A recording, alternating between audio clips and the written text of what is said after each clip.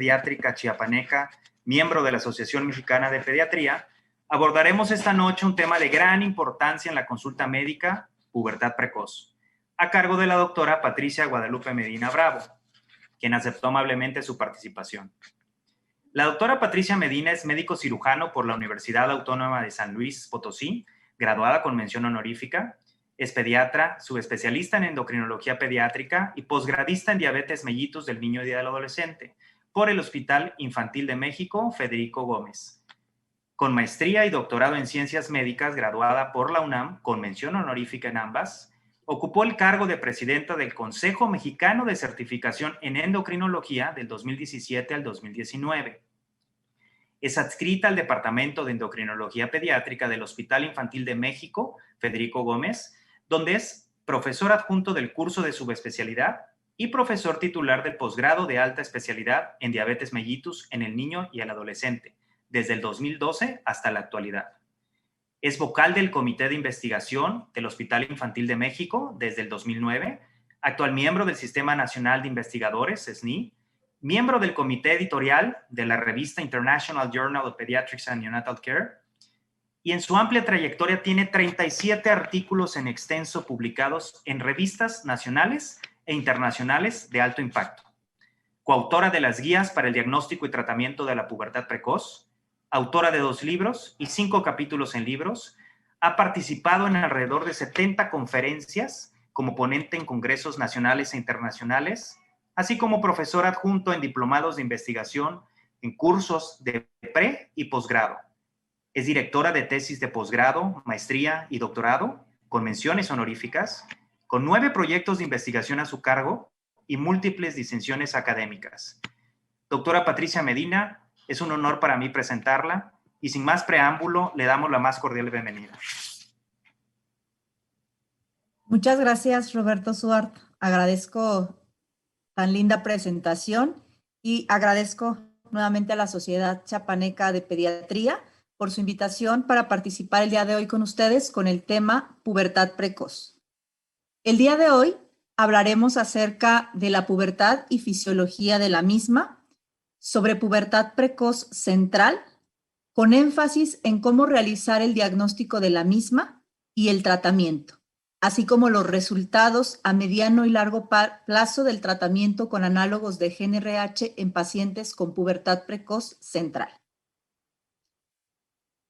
Recordemos que la pubertad es un periodo de transición desde la infancia hasta la vida adulta, lo cual va a implicar una serie de cambios físicos, hormonales y psicológicos hasta alcanzar la maduración sexual completa, la capacidad reproductora, y va a haber también una aceleración de la velocidad de crecimiento, así como cambios tanto físicos como psicológicos y cambios en la composición corporal que le van a permitir al individuo lograr principalmente su plena capacidad reproductora. La pubertad es un proceso complejo en el cual van a influir tanto factores genéticos, metabólicos, ambientales, étnicos y geográficos. Y al final va a dar como resultado la reactivación del eje hipotálamo-hipófisis-gónada para la producción de esteroides sexuales.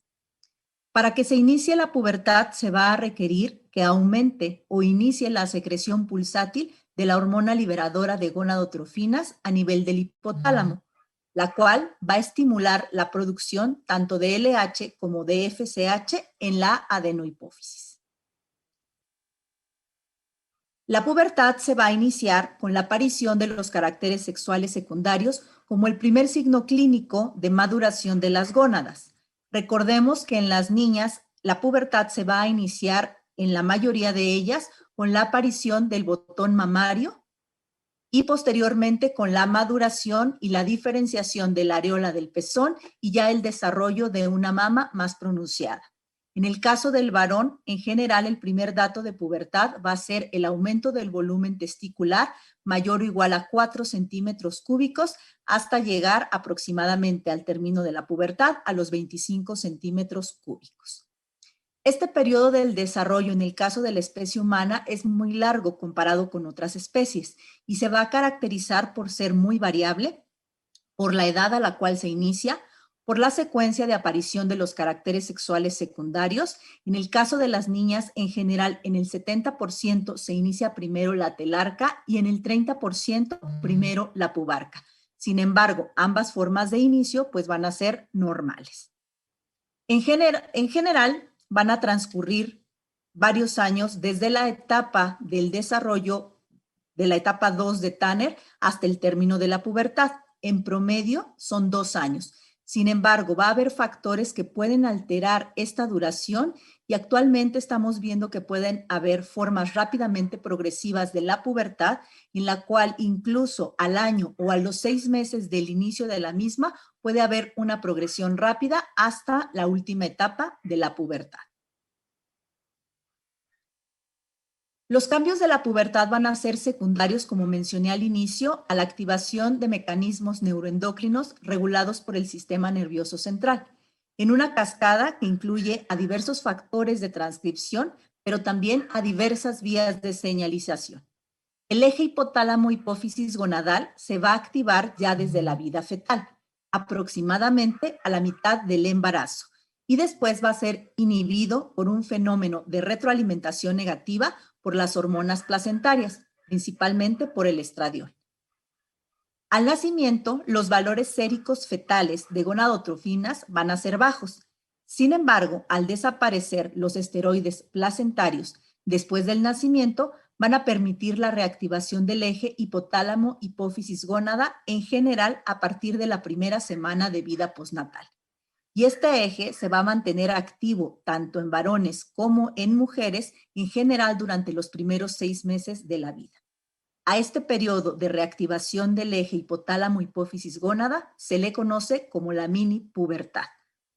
Y nuevamente se va a apagar este eje aproximadamente a los 6 meses de vida postnatal para volver a reactivarse a edades muy cercanas a la pubertad, es decir, aproximadamente a los 8 años en las niñas y a los 9 años en los varones.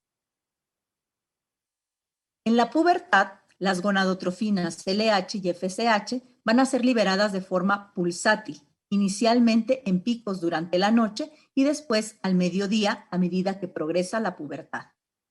Las dos actúan en las gónadas. La FSH sabemos que es para inducir la producción y la maduración de óvulos o espermatozoides, y la LH para estimular la producción de esteroides sexuales, así como de otros péptidos gonadales como las inhibinas.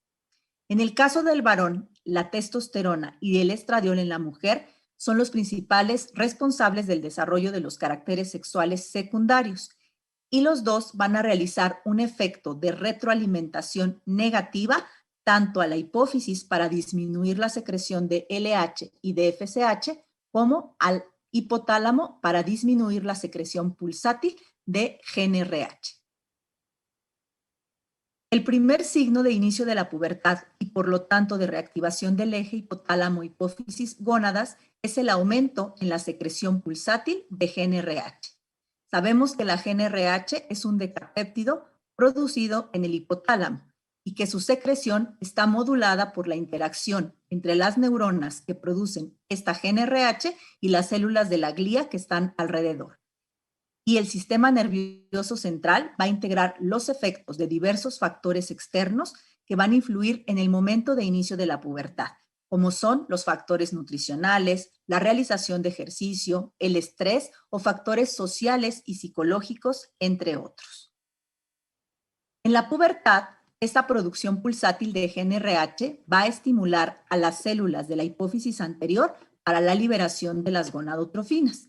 Y las gonadotrofinas van a actuar promoviendo la formación de los gametos y la producción de esteroides sexuales. Otro grupo de péptidos importantes que van a influir en el inicio de la pubertad, como podemos ver en el siguiente esquema, son las quispeptinas. Estas quispeptinas son un grupo de péptidos que van a resultar del proceso de la proteólisis de un producto del gen Quis1 y van a ser producidos por neuronas del núcleo AR4 y también del núcleo anteroventral del hipotálamo, y se consideran como uno de los principales mediadores del inicio de la pubertad. Estos péptidos en condiciones normales van a incrementar su producción un poco antes del inicio de la pubertad, y se van a unir a un receptor de membrana ligado a las proteínas G para inducir la secreción pulsátil de GnRH y con ello continuar con toda la reactivación del eje. Es muy importante recordar que actualmente estamos observando, principalmente en las niñas, el inicio de la pubertad a edades cada vez más tempranas, y esto podría estar influenciado por una rápida ganancia en cuanto a la masa grasa. Algunas de estas niñas tienen el antecedente de haber presentado el rebote de adiposidad a edad muy temprana. Recordemos que en los niños el índice de masa corporal va a tener un comportamiento que es muy particular. Va a disminuir durante el primer año de vida en general para después aumentar rápidamente y disminuir hasta alcanzar una meseta entre los 4 y los 6 años de edad. Y después van a incrementar nuevamente durante la etapa escolar. Este aumento en el índice de masa corporal entre los 4 y 6 años de edad es lo que conocemos como el periodo de rebote de adiposidad. Y cuando los niños lo presentan antes de los 4 a 6 años de edad, es decir, incrementan el índice de masa corporal desde los 2 o 3 años de edad, es que se denomina rebote de adiposidad temprano. Y ya ha sido bien documentado en diversos estudios que niños que presentan este rebote de adiposidad a edades muy tempranas tienen mayor riesgo, como lo estoy señalando en la siguiente diapositiva, de presentar sobrepeso u obesidad en la vida adulta. Y también se asocia con un mayor riesgo de pubertad precoz. ¿Y esto por qué se presenta? Anteriormente se consideraba que el tejido adiposo era únicamente un reservorio. Actualmente sabemos que es un verdadero órgano endocrino capaz de producir una serie de citocinas proinflamatorias como la leptina, como también la resistina, la adipsina, el factor de necrosis tumoral alfa, las interleucinas 1, 6 y 10, pero también es capaz de producir una citocina que es antiinflamatoria, antiaterosclerosa y que aumenta la sensibilidad a la insulina, como lo es la adiponectina. Sabemos que cuando existe sobrepeso u obesidad, en general, muchas veces los niños empiezan a acumular principalmente esta masa grasa en el abdomen. Y cuando existe un aumento en el tejido adiposo abdominal subcutáneo, se incrementan las concentraciones de leptina. Y la leptina es capaz de inducir la secreción tanto de quispeptina como de GnRH, activándose de esta manera el eje hipotálamo-hipófisis gonadal.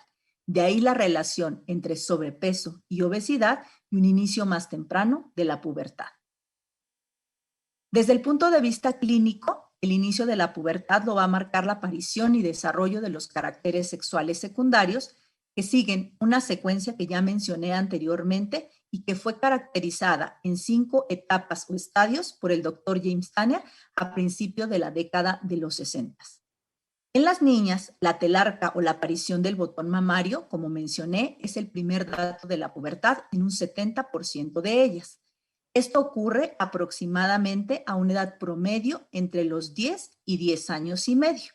A partir de ahí se va a iniciar el estirón de la pubertad, el cual es máximo durante la etapa 3 y finalmente la menarca se presenta generalmente al finalizar la etapa 4.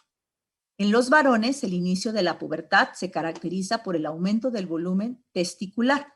Sin embargo, a diferencia de las niñas en las cuales se inicia ya el estirón de la pubertad en la etapa 2, en el varón dicho estirón empieza en la etapa 3 y es más intenso durante la etapa 4 del desarrollo de la pubertad.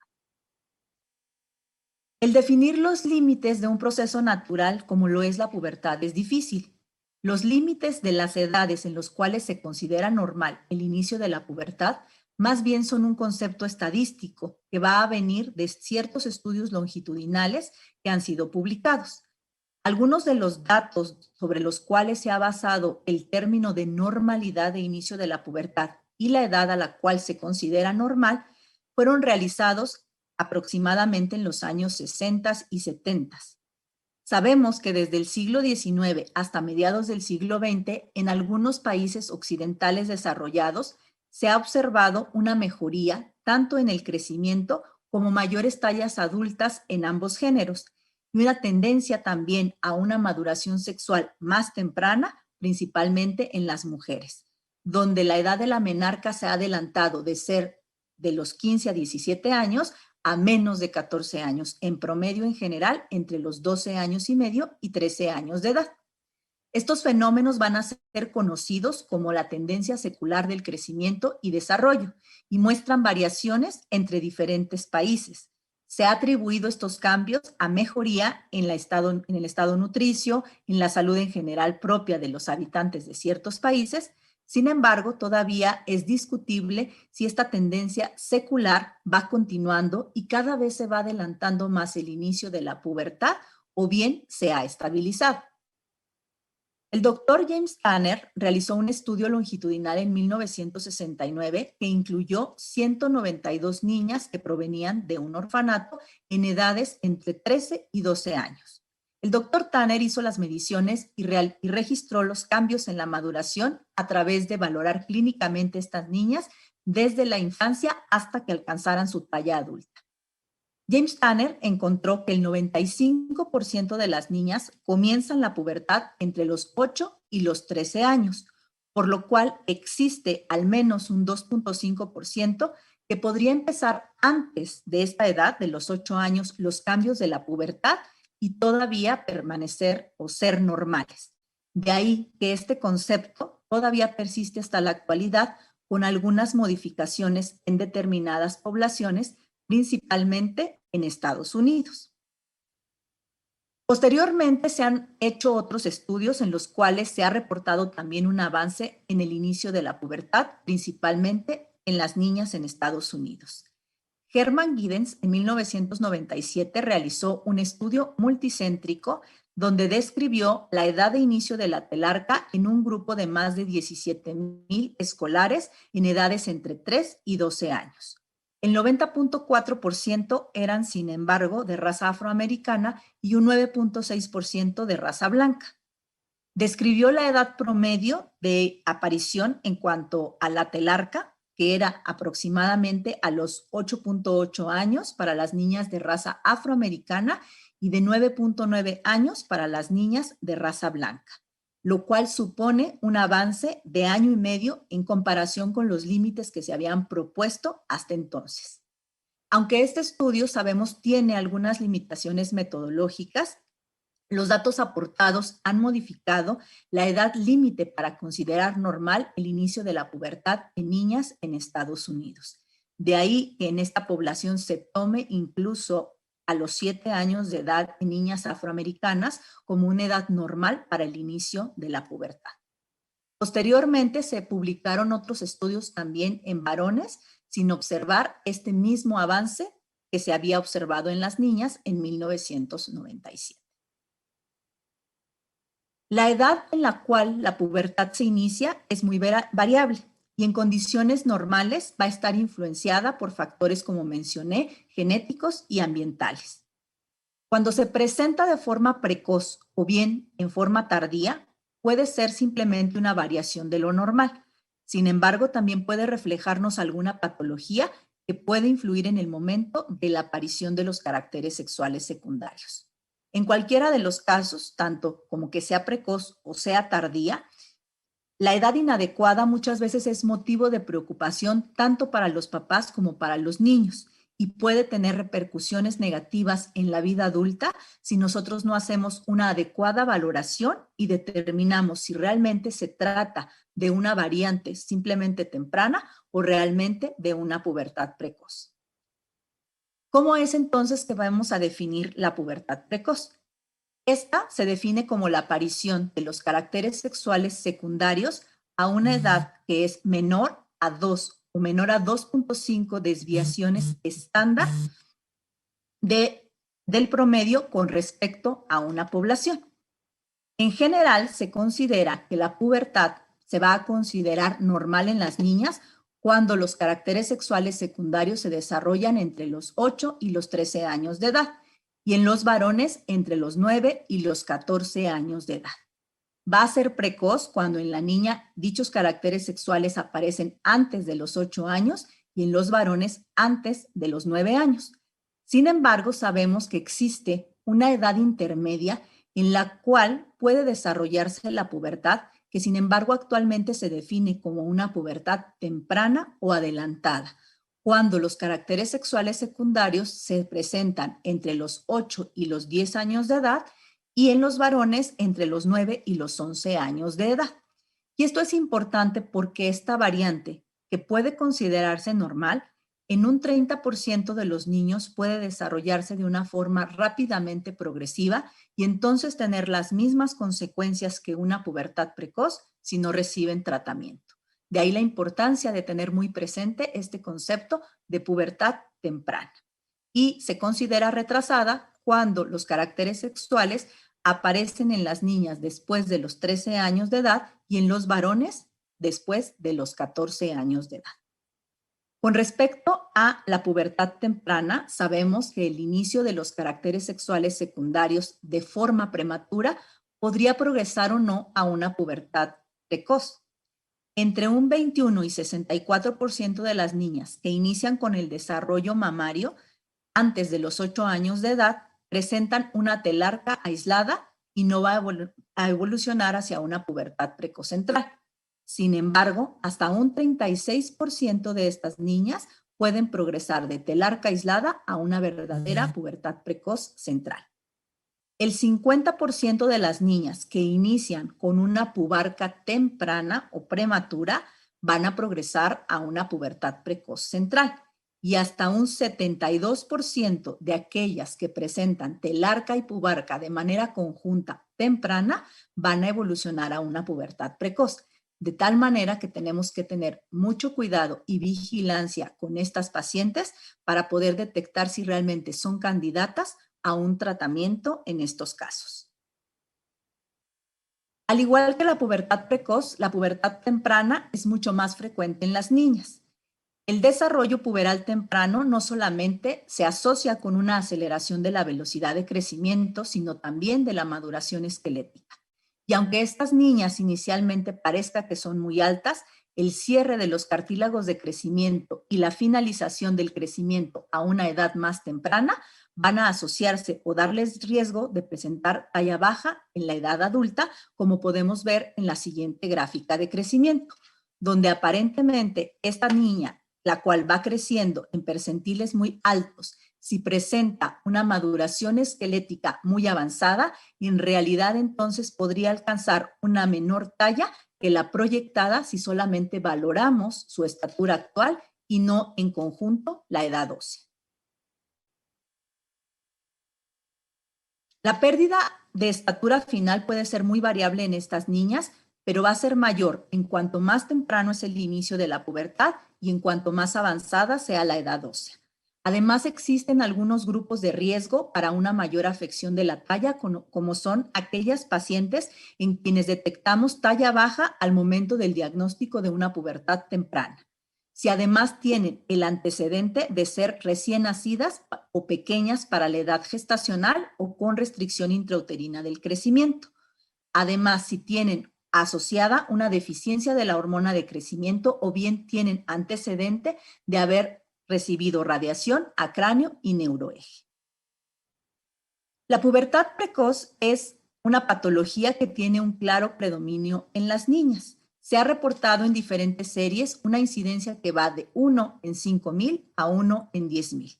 Como mencioné, es más frecuente en el sexo femenino en relación 3:1, pero en algunas series tan alta es la frecuencia en niñas como 23 por cada varón que presenta pubertad precoz. La etiología, en el caso de las mujeres, es mucho más común que sea idiopática hasta un 95 a 99%. Sin embargo, lo contrario ocurre en el varón. La mayor parte de los varones que presentan pubertad precoz se debe a una causa orgánica, como puede ser una neoplasia del sistema nervioso central, traumatismo cráneoencefálico, entre otros. Algunas de las formas que se denominan familiares de la pubertad precoz idiopática pueden estar asociadas a causas monogénicas. Las primeras formas que se describieron fueron mutaciones activadoras en el sistema de las quispeptinas que vimos anteriormente y que se consideran como uno de los principales mediadores del inicio de la secreción pulsátil de gen RH. Más recientes se han descrito otras mutaciones asociadas a otros genes, como el gen MKRN3. ¿Y cómo es que vamos a clasificar a la pubertad precoz? El aumento de los esteroides sexuales es lo que va a determinar la aparición y el desarrollo de los caracteres sexuales secundarios y va a poder tener un distinto origen, lo cual nos permite clasificar a la pubertad como pubertad precoz central o dependiente de gonadotrofinas, ya que el aumento de esteroides sexuales va a ser el resultado de una reactivación normal pero prematura del eje hipotálamo-hipófisis gonadal.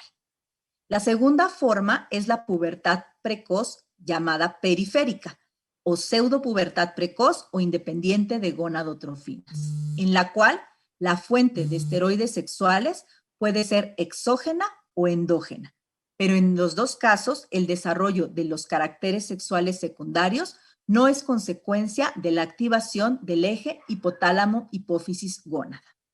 Dependiendo del esteroide sexual aumentado, si es andrógeno o estrógeno, y del sexo del niño, las manifestaciones clínicas pueden ser isosexuales, o sea, apropiadas para el sexo del niño, o bien contrasexuales, que son contrarias al sexo del niño. Un ejemplo de ello son las niñas con hiperplasia suprarrenal congénita, en las cuales puede existir pubarca o aumento de tamaño del clítoris o ambas, o bien, como es el caso de los tumores adrenales. La pubertad precoz secundariamente centralizada, que algunos autores la denominan como mixta, es una mezcla en una pubertad que inició como periférica, pero que secundariamente se centralizó. Esto es porque la exposición prolongada a los esteroides sexuales produce esta pubertad precoz periférica y acelera velocidad de crecimiento, edad ósea y la maduración de los centros hipotalámicos implicados en el inicio del desarrollo de la pubertad, causando entonces nuevamente la reactivación del eje hipotálamo-hipófisis-gónada. La pubertad precoz central es de etiología idiopática, como mencioné, hasta en el 95% de los casos en niñas, mientras que en los niños son más frecuentes las causas orgánicas hasta en un 95% de los casos. Como bien lo mencioné también anteriormente, el 30% de los casos de las formas idiopáticas van a ser familiares asociados a causas monogénicas. Y dentro de las causas orgánicas de pubertad precoz central, la más frecuente es el amartoma hipotalámico, el cual puede encontrarse de un 2 a 28% de los casos de pubertad precoz central. Otras alteraciones del sistema nervioso central, como las malformaciones, tumores como gliomas hipotalámicos o del quiasma, la displasia septoóptica, el mielomeningocele o la hidrocefalia, pueden producir también una pubertad precoz central. Estas lesiones lo que van a hacer es alterar las señales de inhibición tónica que recibe el hipotálamo y favorecen la reactivación del eje hipotálamo-hipófisis gonadal. Por ejemplo, la radiación al sistema nervioso central, que es utilizada en los mismos tumores del sistema nervioso, puede predisponer al desarrollo de una pubertad temprana o precoz. En el caso de los amartomas hipotalámicos, en la resonancia magnética de cráneo, estos tumores van a aparecer como una masa pedunculada, como podemos observar. Estos tumores pueden ser asintomáticos o asociarse a pubertad precoz central, a crisis gelásticas, que son crisis de risa sin motivo, a epilepsia secundariamente generalizada y también a alteraciones cognitivas y conductuales.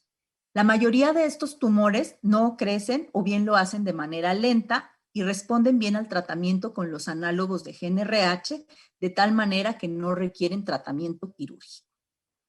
Respecto a otros factores asociados, se encuentran con respecto a la pubertad temprana y pubertad precoz central, los factores ambientales. La presencia de sustancias químicas que pueden alterar al sistema endocrino ha contribuido también a una tendencia de inicio más temprano de la pubertad.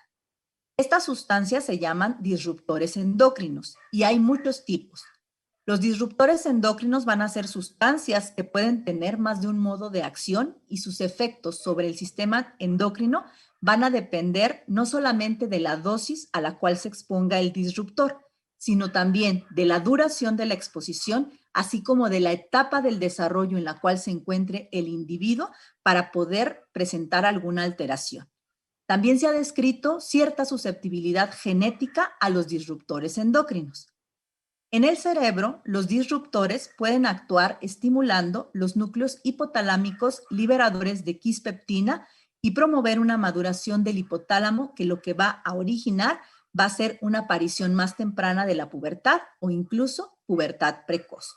Algunos de estos que se han definido como disruptores endócrinos se encuentran, por ejemplo, algunos pesticidas derivados del DDT, los talatos, los bisfenoles, entre otros, que muchas veces son contenidos en plásticos, en sustancias cosméticas, que pueden hacer, si se utilizan, que se dispare la reactivación del eje.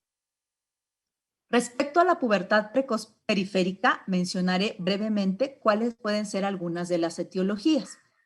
Los quistes ováricos funcionales secretan estrógenos de manera transitoria y esto puede ocasionar desarrollo mamario y en ocasiones cuando cae dicha producción de estrógenos al reducirse el tamaño del quiste pueden ocasionar incluso sangrado transvaginal. Algunos tumores ováricos, testiculares o adrenales productores de esteroides sexuales son también causas de pubertad precoz periférica.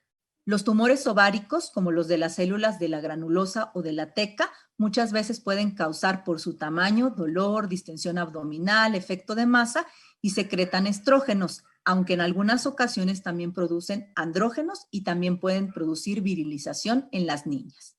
El diagnóstico en general se basa en el hallazgo ultrasonográfico de una masa a nivel de las gónadas y lo que encontramos en general, si nosotros tomamos gonadotrofinas basales y esteroides sexuales, es que el estradiol estará bajo o elevado, en su caso, y las gonadotrofinas en este caso estarán suprimidas. Otra causa rara de pubertad precoz periférica exclusiva del varón es la testotoxicosis o pubertad precoz familiar solo de varones. Y esto es debido a una mutación activadora en el receptor de LH que ocasiona una activación autónoma de las células de Leydig. Y en general se manifiesta entre los 2 y los 4 años con signos de pubertad, aceleración de la velocidad de crecimiento y virilización en el caso de los varones.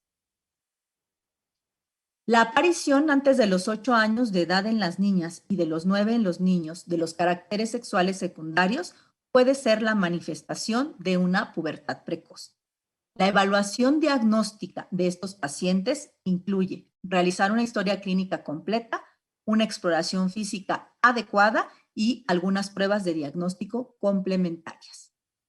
Dentro de la historia clínica debemos interrogar sobre la edad y el orden de aparición de los caracteres sexuales secundarios y también sobre las características de la progresión de la pubertad, si esta ha sido rápida, lenta o bien ha sido cíclica, ya que en las niñas la evolución cíclica de una telarca se asocia con quistes foliculares recurrentes. Sin embargo, como comenté en la clasificación de la pubertad precoz, si nosotros estamos teniendo exposición continua a esteroides sexuales, esto puede activar de manera prematura el eje y entonces llevarnos a una verdadera pubertad precoz. La aparición precoz del vello púbico o axilar se asocia con una adrenarca prematura y puede acompañarse también de otros signos de androgenización, como es la aceleración de la edad ósea, 1 a 2 años respecto a la edad cronológica, y también asociarse con la salida de acné o bien también de comedones o espinillas. Deben evaluarse en los niños también datos previos de su peso y talla y, muy importante, valorar la velocidad de crecimiento. Este dato es un dato pivote para poder hacer un diagnóstico oportuno de una pubertad que está teniendo una progresión rápida comparada de aquella que está teniendo una progresión más lenta o normal. Debe interrogarse también sobre posibles signos de hipertensión intracraneana que nos sugieran alguna patología del sistema nervioso central. La presencia sobre todo de cefalea o de alteraciones visuales, debemos interrogarla de manera adecuada. También es muy importante interrogar sobre los antecedentes familiares de una pubertad adelantada o pubertad precoz en padres, hermanos y familiares cercanos por las formas familiares que mencioné anteriormente.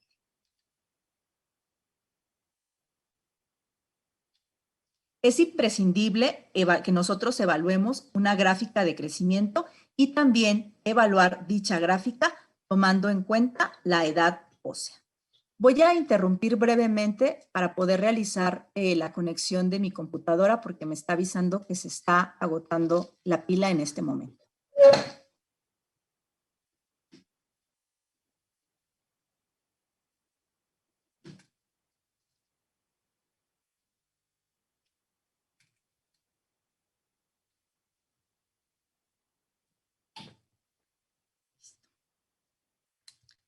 Como podemos observar, es imprescindible evaluar la gráfica de crecimiento y también, como mencioné anteriormente, evaluar no solamente cómo va creciendo un paciente, porque en esta gráfica, como podemos observar, esta niña estaría creciendo dentro de lo esperado para su talla blanco familiar.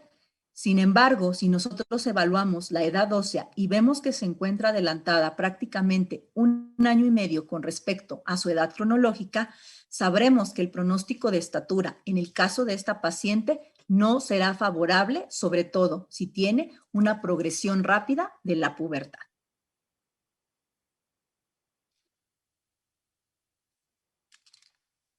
Se deben evaluar cuidadosamente el peso, la talla, el índice de masa corporal, calculándolo con estos datos anteriores. Se debe evaluar el estadio puberal de Tanner, así como otros datos del desarrollo puberal, la actividad apócrina, el acné, la estrogenización de la mucosa vaginal, el volumen y la simetría testicular, el tamaño del clítoris en las niñas. Y en el caso de las niñas en específico, es muy importante que recordemos que para valorar la etapa 2 del estadio de Tanner, es imprescindible palpar el botón mamario. Muchas veces no nos van a referir que la niña tiene ya este dato porque no se ve. En general, lo que refieren las niñas al inicio es una molestia como dolor o incluso refieren comezón en la zona. Nosotros, al estarlas evaluando, tenemos que palpar ese botón de la mama para poder determinar si ya se encuentra en la etapa 2 del desarrollo puberal. Y también muy importante ver algunos datos, por ejemplo, de estrogenización en la mucosa. Si nosotros observamos, aquí ya se puede ver algunos datos de estrogenización, se ve como un enrojecimiento o también como un cambio de coloración a ser rosada la mucosa cuando ya hay producción de estrógenos, y esto nos hablaría pues ya de precisamente esa producción de esteroides sexuales. El primer estudio que nosotros recomendamos realizar ante la sospecha de una pubertad precoz es una radiografía para evaluar la edad ósea. En condiciones normales, el grado de desarrollo de la pubertad se va a correlacionar mejor con la edad ósea que con la edad cronológica. En general, en la pubertad precoz central idiopática, la edad ósea está acelerada un 20% por encima de la edad cronológica, es lo que se describe. Sin embargo, va a depender de si es una variante de progresión rápida o normal para ver o no este avance. En los casos de pubertad precoz de causa orgánica, dicha aceleración de la edad ósea va a ser más variable y depende de la duración y grado de exposición previa a los esteroides sexuales. También la edad ósea va a ser útil para poder realizar una predicción de la talla adulta y para que nosotros valoremos la posible repercusión que tendrá la pubertad precoz o temprana sobre la talla final. Y muchas veces esto va a ser imprescindible para poder tomar la decisión de si tratar o no con análogos de GnRH una paciente que tenga una pubertad temprana, pero que tenga un mal pronóstico de talla adulta final. También es muy importante saber qué proyección pedir para poder evaluar la edad ósea. En general, en una niña o en un varón que estamos sospechando una pubertad precoz, debemos de solicitar una radiografía antero-posterior de mano no dominante para valorar los núcleos de osificación del carpo y también una radiografía de codo, porque si esa edad ósea está adelantada, entonces nosotros vamos a poder determinar con mayor precisión el grado de adelanto. Respecto a los exámenes de laboratorio, la prueba hormonal más importante en el diagnóstico de la pubertad precoz es la determinación de los valores basales de gonadotrofinas, LH y FSH, y los esteroides sexuales, en el caso de la niña el estradiol y en el caso del varón la testosterona. Sin embargo, a la fecha, todavía es controversial el punto de corte empleado, ya que depende del ensayo que utilicemos para valorar dichos esteroides sexuales. Sin embargo, tanto a nivel internacional como en el consenso mexicano, se sugiere que un valor de la LH mayor o igual a 0.3 unidades internacionales sobre litro podría ser considerado un punto de corte adecuado para poder establecer el diagnóstico de pubertad precoz central si nosotros tenemos un paciente que además tenga datos clínicos sugestivos de pubertad precoz. ¿Cuándo es recomendable realizar algún otro estudio como la prueba de estimulación con análogos de GnRH? Esta es en casos de sospecha de pubertad precoz central cuando las determinaciones basales de la LH sean menores a 0.3 y consideremos la posibilidad de dar tratamiento farmacológico.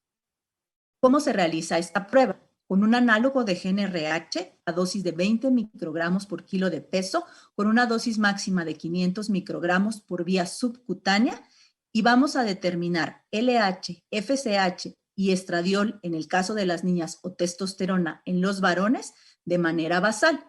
Y posteriormente, después de aplicar el medicamento, se determinan las gonadotrofinas 3 horas después y a las 24 horas determinamos nuevamente los esteroides sexuales.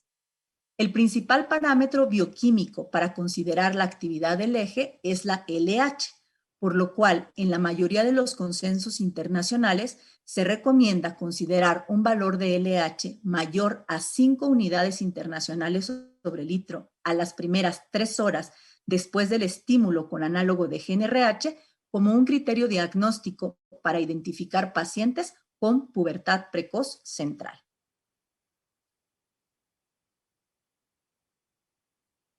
Como podemos observar, en el presente estudio se encontró que un mayor porcentaje de pacientes que tienen pubertad precoz tienen una prueba positiva con análogo de GnRH, comparado con aquellas pacientes que solo tienen una adrenarca prematura o una telarca prematura aislada. De ahí la utilidad de realizar la prueba. Sin embargo, como comenté anteriormente, solamente debe indicarse cuando nosotros tengamos unos valores basales de LH menores a 0.3 y tengamos datos clínicos. En el caso de la FSH, esta prácticamente no tiene tanto valor diagnóstico. Sin embargo, también la realización de la prueba, además de la interpretación o la elevación de la LH por encima de 5 unidades internacionales sobre litro, tenemos que la relación LH-FSH tiene también cierto valor diagnóstico. Se ha propuesto a nivel internacional que una relación mayor a 0.66 tiene una sensibilidad del 94% y una especificidad del 100% como criterio diagnóstico de pubertad precoz central. La prueba con análogo de GnRH nos permite además distinguir una pubertad precoz central de una periférica, ya que un patrón de respuesta puberal muestra este claro incremento de la LH sobre la FSH con un valor mayor en esta relación a 0.66.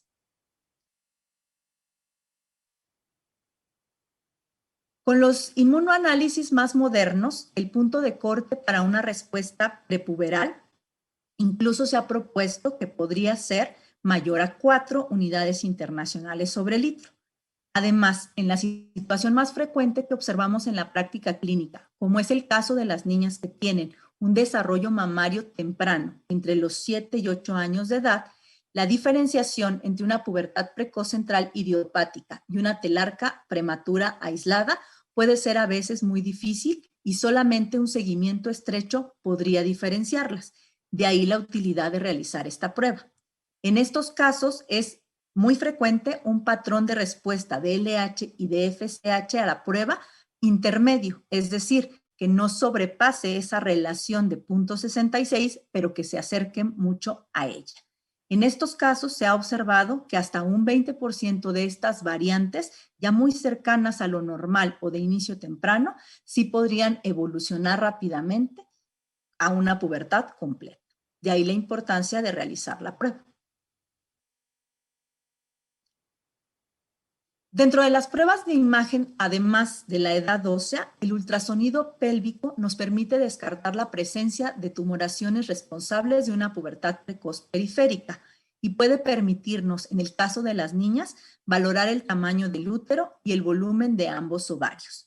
Recordemos que una longitud del útero mayor o igual a 3.5 centímetros y un incremento del volumen de los ovarios mayor a 2.5 centímetros cúbicos, así como una relación del cuerpo del útero con el cuello mayor de 1 o la presencia de eco endometrial, serían signos sugestivos de niveles elevados de estrógenos circulantes y por lo tanto del inicio de la pubertad, por lo cual también es recomendable solicitar un estudio de imagen en los pacientes, en este caso femeninos, con pubertad precoz de origen central.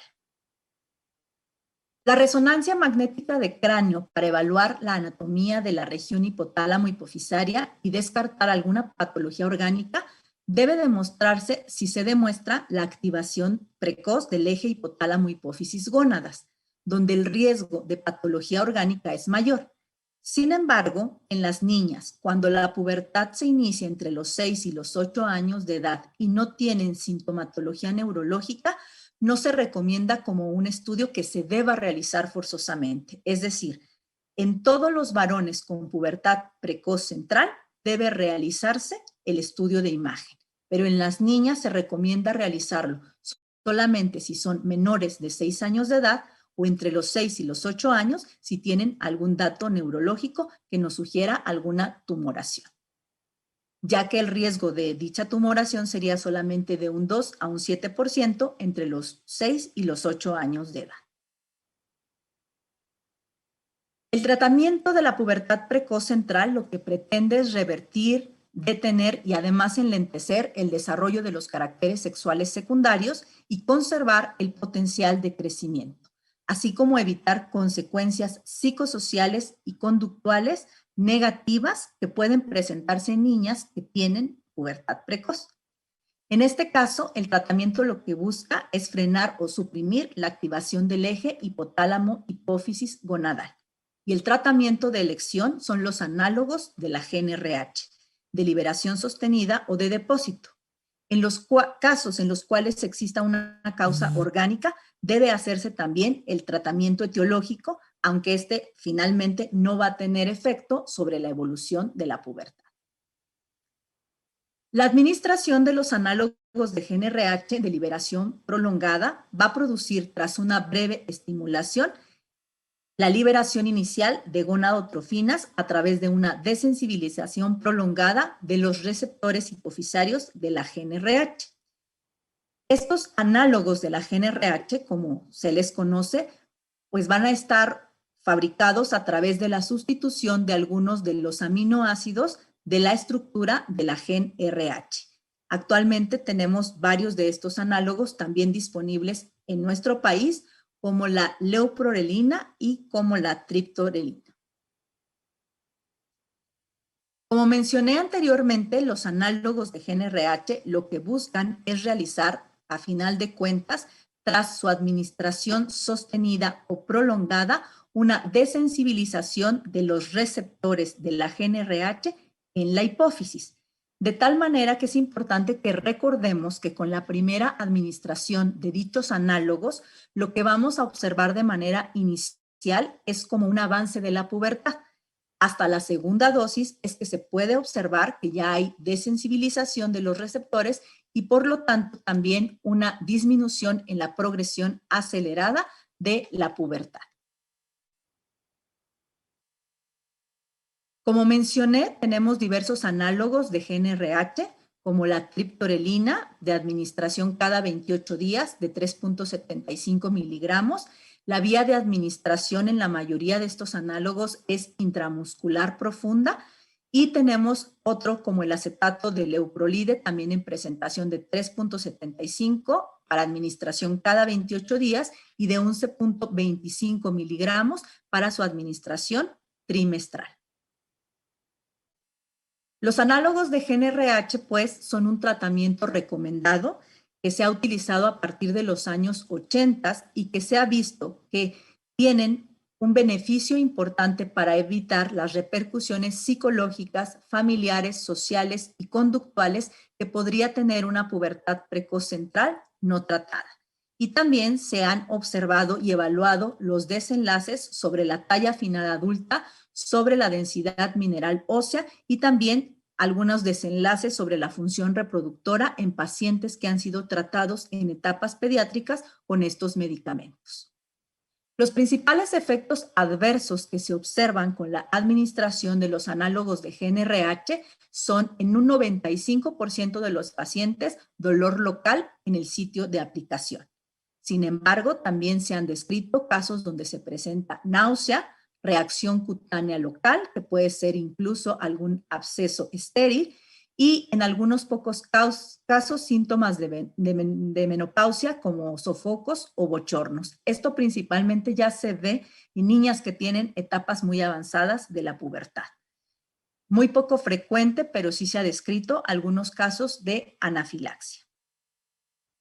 Finalmente, hablaré acerca de algunos resultados del tratamiento con análogos de GnRH en pacientes con pubertad precoz.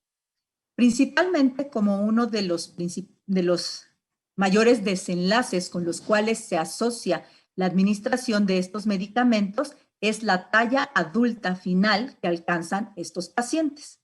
En algunos estudios de tipo metaanálisis se ha observado que sí existe una mejoría de la talla final adulta de estos pacientes con respecto a la talla predicha si no se hubieran administrado los medicamentos. Es decir, el efecto es favorable. Sin embargo, en algunas otras revisiones sistemáticas no se ha documentado una mejoría tan significativa en el pronóstico de talla adulta. Sin embargo, es importante mencionar que muchos de estos estudios, pues son estudios que metodológicamente no han estado tan bien realizados, puesto que se han incluido pacientes que ya tienen etapas muy avanzadas de la pubertad y quizá debido a esto no se observe una mejoría tan importante en cuanto al pronóstico de la talla adulta. Sin embargo, existen algunos otros estudios en los cuales sí se ha documentado una mejoría significativa respecto a la talla blanco o bien por lo menos el alcanzar la talla blanco familiar en los pacientes que han recibido tratamiento. Otra de las preocupaciones, principalmente de los padres, cuando los niños van a recibir tratamiento con estos medicamentos, es si van a tener algún efecto adverso que pueda asociarse con la administración de hormonas. Es su principal preocupación. Sabemos que el administrar estos medicamentos muchas veces de manera teórica se asocia con el incremento en el índice de masa corporal, es decir, mayor prevalencia de sobrepeso, de obesidad, mayor frecuencia de síndrome de ovarios poliquísticos y también los padres están preocupados por si se asocia con riesgo de malignidad a largo plazo, con algunos tumores mamarios o uterinos que pudieran estar en relación con la administración de los análogos de GnRH.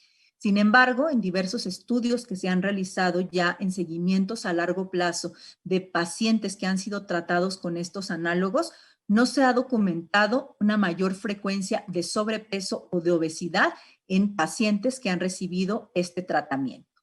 Sin embargo, en algunos estudios sí se ha observado, por ejemplo, que las niñas que más frecuentemente son tratadas, porque es más frecuente la pubertad precoz central en este género, se ha visto que aquellas que tienen un índice de masa corporal normal al inicio del tratamiento, lo conservan durante todo el tratamiento, ese índice de masa corporal normal. Sin embargo, las niñas que tienen sobrepeso, muchas de ellas tienen mayor riesgo de sí presentar obesidad después de terminar el tratamiento.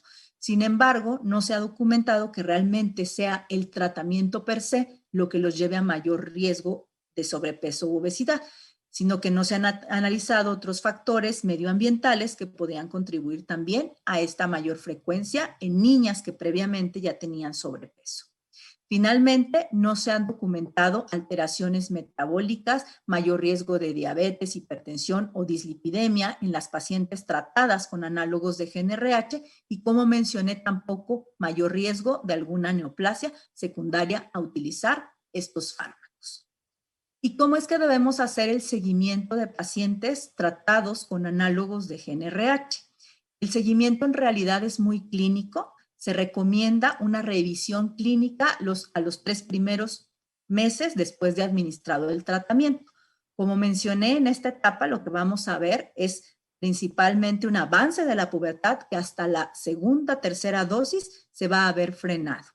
Si a los 3 meses no hubo datos de que exista no bloqueo del eje hipotálamo hipófisis gonadal, la valoración se puede ir haciendo cada 4 a 5 meses. Esto es para identificar signos de progresión de la pubertad y lo que en general vemos es que se estabiliza el avance del desarrollo de los caracteres sexuales secundarios en niños que ya tenían una etapa más avanzada de la pubertad y sí existe una regresión hacia la etapa 1 del desarrollo de la pubertad en aquellos pacientes tratados a partir de la etapa 2. Es decir, si los tratamos más tempranamente, vamos a lograr revertir ese inicio de la pubertad, no solo estabilizarlo. Y finalmente, debemos de revisar los efectos adversos y qué repercusiones está teniendo el tratamiento sobre el peso en el caso de las niñas. Finalmente, ¿qué desenlaces puede haber si nosotros no tratamos adecuadamente un paciente con una pubertad precoz central? Sabemos que son mucho más frecuente el riesgo de talla baja en estos pacientes. En algunas cohortes europeas se han descrito tallas finales adultas para varones de unos 50 a unos 55 centímetros, y estamos hablando de Europa, y también en las mujeres de 1,40 a 1,45 centímetros. El inicio temprano de vida sexual activa también es uno de los principales riesgos que se ve en estos pacientes. El abuso de sustancias, también obviamente mayor riesgo de abuso sexual y de embarazos no deseados si no se trata oportunamente a estos pacientes. Con todo lo anteriormente mencionado, puedo concluir, pues, que la pubertad precoz se define como la aparición de caracteres sexuales secundarios antes de los 8 años de edad en las niñas y antes de los 9 años de edad en niños. El diagnóstico está basado principalmente en los hallazgos clínicos y algunos resultados bioquímicos y de estudios de gabinete, como la edad ósea y el ultrasonido pélvico.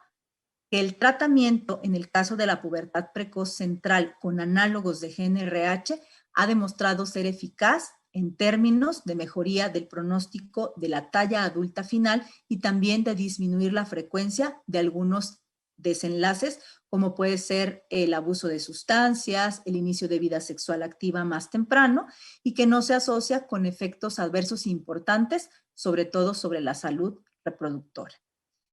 Algo muy importante que quiero enfatizar es que como pediatras es muy importante que nosotros valoremos en cada visita clínica de nuestro paciente la aparición de los caracteres sexuales secundarios, ya que si tienen una sospecha diagnóstica de pubertad precoz, deben ser referidos oportunamente con el endocrinólogo pediatra. Y finalmente, no solamente los niños que tienen pubertad precoz, sino también si tenemos algún niño con pubertad temprana, no normalizar completamente el hecho de que por haber iniciado en edades entre los 8 y los 9 años de edad, realmente estos niños alcanzarán su pronóstico de talla adulta final. Debemos evaluar cuidadosamente y saber en qué momento referir al especialista para poder realizar un tratamiento oportuno en caso de así requerirlo. Muchas gracias y agradezco si existiera alguna pregunta.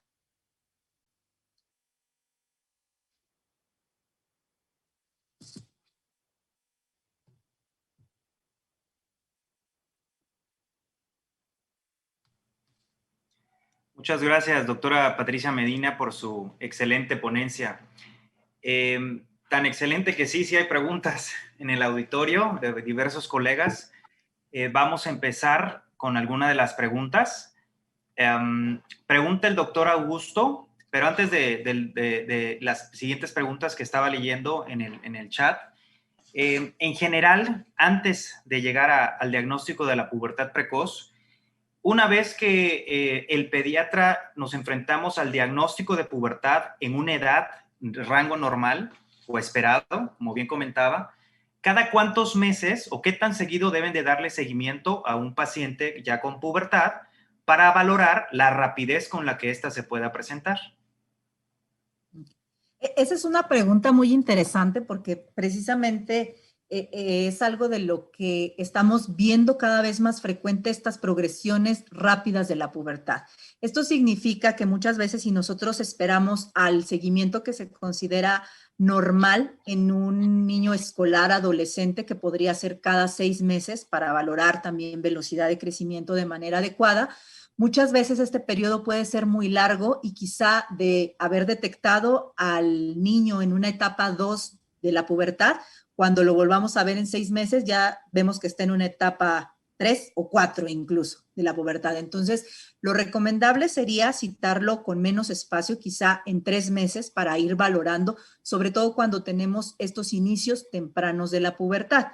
Si ya son unos entre los 8 y 10 años en las niñas y los 9 y los 11 años en los varones. Si nosotros ya vemos que detectamos este inicio de la pubertad a una edad de 10 años en las niñas y 11 años en los varones, pues un espacio más prolongado como 5 o 6 meses sería lo adecuado. Pero en niños con pubertad temprana, sí sugiero que sea más frecuente la valoración, número 1. Y número 2, que además nosotros sensibilicemos a los padres sobre los cambios que podrían estar presentando. Y si ellos ven que van progresando más rápidamente, entonces nuevamente acudir a la valoración para que nosotros podamos determinar con mayor precisión ese avance.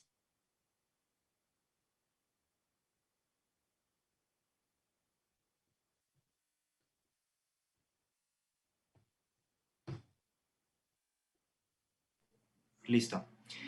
Y de hecho hay un ejemplo muy parecido a la pregunta, que una niña de casi 9 años con Tanner 3, ya mamario, al parecer con una aparición rápida de los caracteres sexuales, aun cuando ya está en la edad permitida, que se asocia a lo que nos acaba de explicar, si puede y debe manejarse con análogos de GnRH para mejorar la talla final.